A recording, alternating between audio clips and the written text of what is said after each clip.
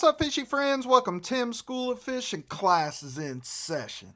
I'm excited because today we are going to do another knife build kit from Gin Knives. I recently did that Gin Knives Captain knife, and that was freaking awesome. Not only was it an awesome kit and an awesome build, it is a freaking great knife.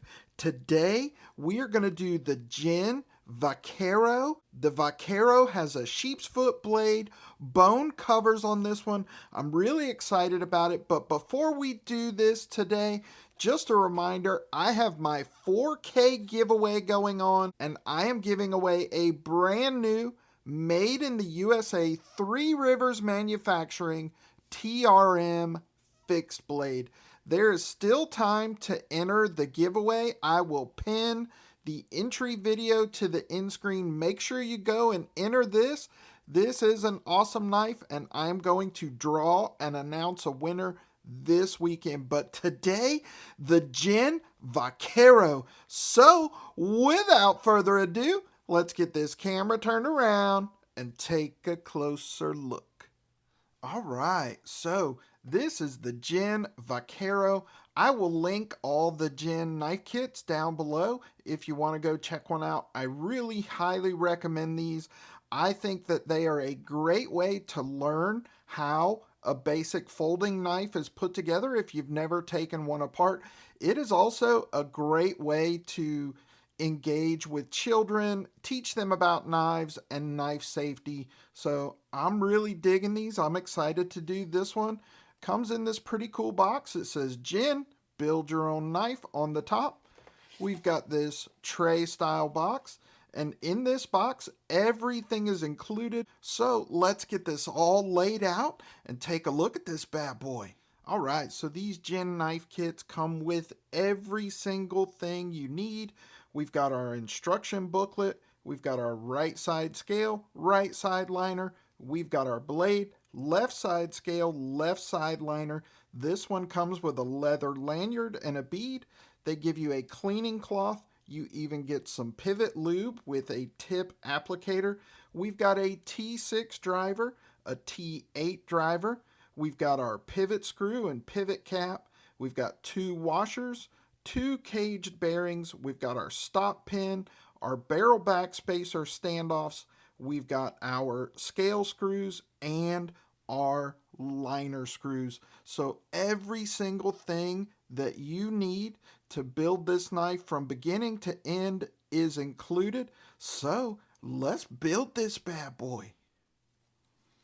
All right, so your instructions give you a parts list. Very good list, very easy to follow. It also includes a basic schematic of the entire build, and then it has step-by-step instructions. So step number 1 says start by placing the frame inserts number 11, which are the barrel back spacers, the standoffs, over the holes on the right side liner as shown, and then tighten the liner with the liner screws. So let's do that. All right, so you want to make sure that the detent ball is facing up on this.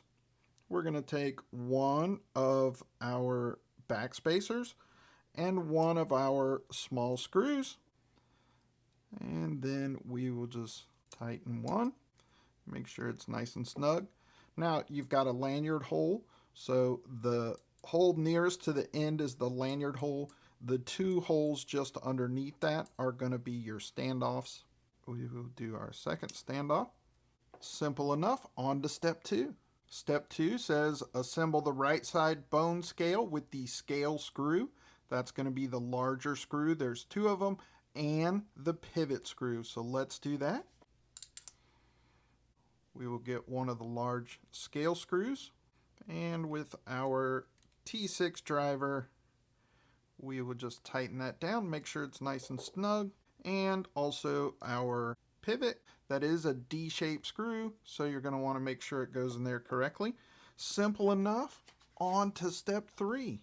Step 3 says place one ceramic bearing and washer over the pivot, then apply some drops of oil on the bearing and the detent, and then put the stop pin in its place. So our pivot lube that's included actually has a little cap on it to prevent it from leaking. So you're going to want to remove that and insert the applicator tip. It's just going to snap right in there. So what I'm going to do is I'm going to go ahead and put some lube on my finger and just roll this around because I find that it's less messy that way. So we'll put that on there. I will put some lube on my finger and on the washer. Then I will put the washer on there. I'm going to take my lube and put one little drop there on the detemp ball. And then our stop pin, which is just that little solid metal rod. And that's going to go right there. Simple enough. On to step 4. Step 4 says add another washer and ceramic bearing over the pivot. Place the blade over the pivot in the slightly open position and apply a couple drops of oil. Now, we need to put our blade on first right here, and then our washer, and then our bearing. So let's do that. One thing I really like is that they give you this little plastic sleeve to keep the blade covered during assembly. So we're just going to put that over our pivot. Put a little lube on our washer here, then our washer.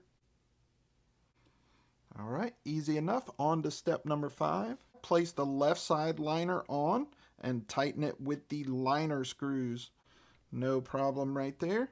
That's one good thing about using the magnet there, is that it magnetizes our little screws there and makes it a little bit easier, so I can just boop, pick it up like that. We're going to make sure these liner screws are nice and snug, because once we put that cover on, we're not going to have an opportunity to come back to this. So on to the next step. Assemble the left bone scale and the DIY leather lanyard and bead. Make a unique style accessory to your knife. I'm going to take the other bone cover. It's going to go right on there. Now we're going to need our T8 driver that they've included for the pivot. The T6 on our cover screw. The cover screws are the bigger screws. The liner screws are the smaller screws. Now the last step is our lanyard. For my lanyard, I'm just going to run one end through the lanyard hole. I'm going to pull it so it's even. Then I'm going to drop my bead over both of the tag ends. I'm going to take both tag ends together and just make a simple overhand knot with both ends. Then we're just going to pull it tight. I'm just going to give it one quick once over here. Make sure that our covers are tight. I'm going to tighten down the pivot. Check my blade centering. My blade is good and centered. It's a little bit hard to do a reverse flick on this because there's just not a whole lot of room to be able to get your finger, but plenty of room here and a nice cutout for a thumb flick, so let's check that. Yeah, so the pivot is tightened down completely, really snug, and that thing just fires out of there. And it's still pretty drop sheddy. I'm going to loosen this just a tad. I'm just going to do like an 1/8 of a turn, if that. So my blade is still dead nut centered. What I'm trying to do here is just make it a little more drop sheddy. There we go. Perfect. Look at that. What I am most impressed with about these Gen knives, not only is it a great kit and the instructions are very clear, but you end up with a great knife. I absolutely love the profile on this one. Now, they're saying this is Damascus, and you can see the little lines there. It's not really a true Damascus, but it's kind of like Hamon lines, like a clay Hamon differential heat treat. That is just a killer knife right there. I absolutely love this one. Comfortable in a saber grip. Hammer grip feels good. This one is a little smaller, so it's a 3-finger grip for me, but it feels good in a hammer grip. Reverse grip feels good. Gas station stabby grip feels good. The edge is very well done, and that bad boy right there is super, super sharp. I am very, very impressed with these gin knife kits. Now, I did a giveaway for the Captain, but I'm going to keep this one, and we are going to revisit it. Initially, I thought I was going to do a sunburst dye job on this white bone where it goes from yellow to orange to darker orange to like some dark maroons and reds. But I think I'm going to do something a little bit different. I think I'm actually going to take this torch and burn the edges.